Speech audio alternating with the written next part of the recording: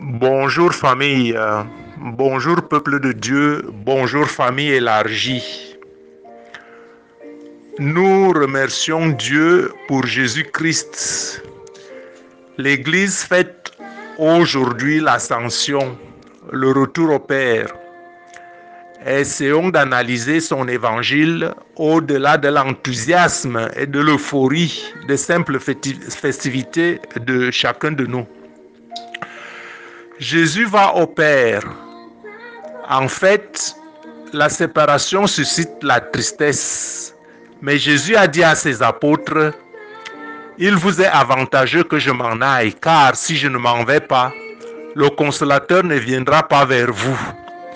Mais si je m'en vais, je vous l'enverrai. Et quand il sera venu, il convaincra le monde en ce qui concerne le péché, la justice et le jugement. » Jésus s'en va donc au Père et pour nous préparer une place. Jésus s'en va au Père pour nous envoyer son esprit. Ce qui a déjà eu lieu il y a 2000 ans quand l'Esprit Saint est descendu sur les premiers apôtres en l'an 33 de notre ère. Et c'est le même esprit qui est resté sur terre et qui descend sur tous ceux qui acceptent Jésus en esprit et en vérité comme leur sauveur et Seigneur personnel. Voilà pourquoi donc Jésus aujourd'hui retourne au Père et nous donne la promesse de rester avec nous jusqu'à la fin du monde. Jésus reste donc nous jusqu'à la fin du monde par son esprit qui habite en nous. L'Esprit Saint, l'Esprit de sainteté qui nous conduit sur le chemin et nous incite à la sainteté. Mes frères, mes sœurs, famille, nous vivons des temps difficiles, des temps pas comme les autres. La paix est endommagée et Satan désire le trouble. Par conséquent, puisse être notre prière encore plus forte afin de faire taire tout esprit de jalousie, tout esprit de haine, l'esprit d'impureté, de division et de guerre.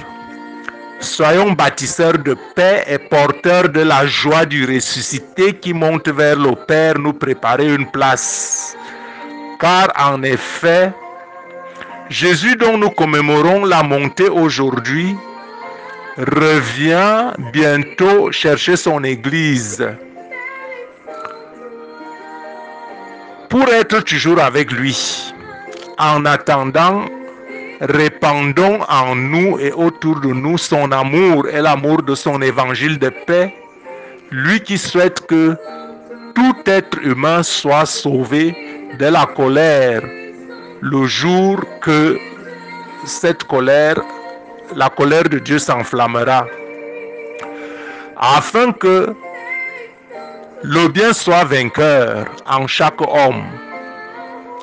Prions donc et avec la communion du Saint-Esprit, le Consolateur, afin qu'il nous guide dans la recherche de la volonté de Dieu sur le chemin de notre sainteté.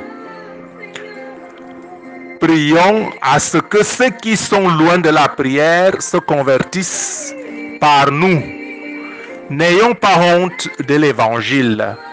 Recherchons dans le silence de notre cœur et l'exemple de notre propre vie, non seulement le salut de notre propre âme, mais aussi le salut de ceux que nous côtoyons en leur apportant la lumière de Dieu, si du moins la lumière du Saint-Esprit nous habite nous-mêmes.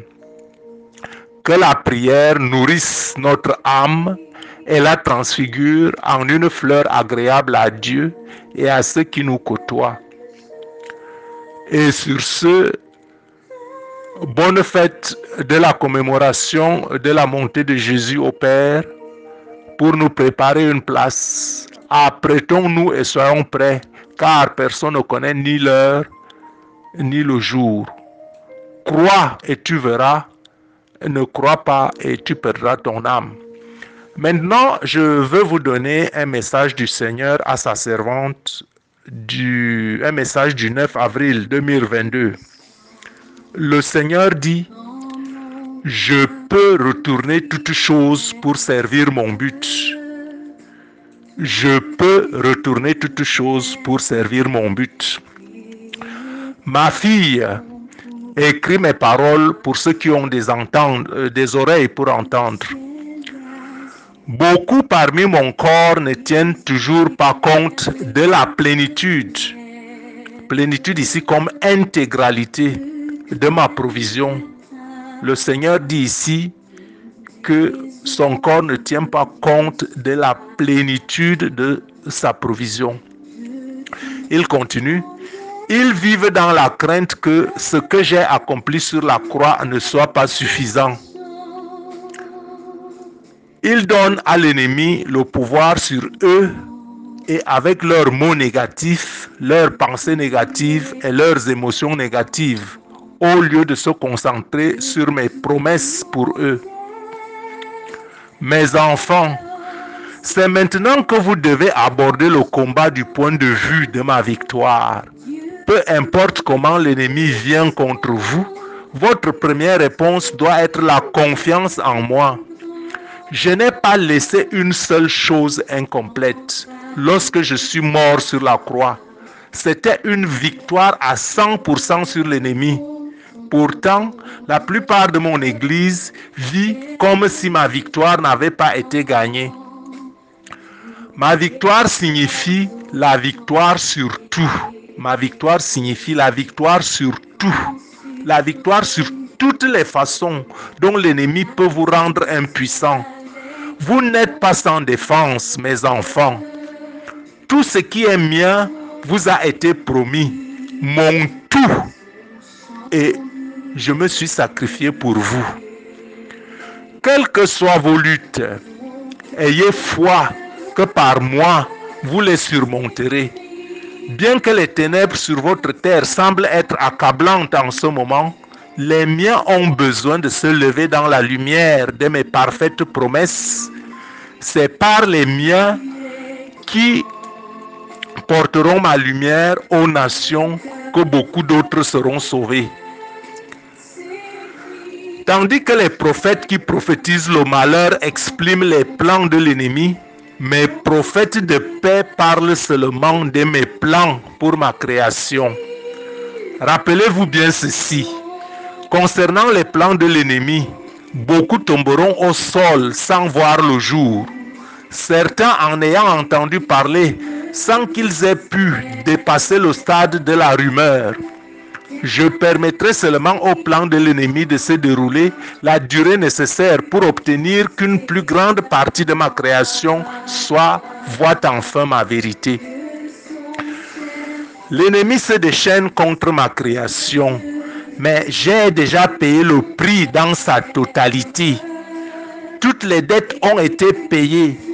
Tout ce que l'ennemi amène et provoque, tout plan qu'il complote et auquel une certaine réussite est laissée, se révélera finalement avoir des résultats bien surprenants lorsque les foules parmi ma création se tourneront des ténèbres vers ma lumière.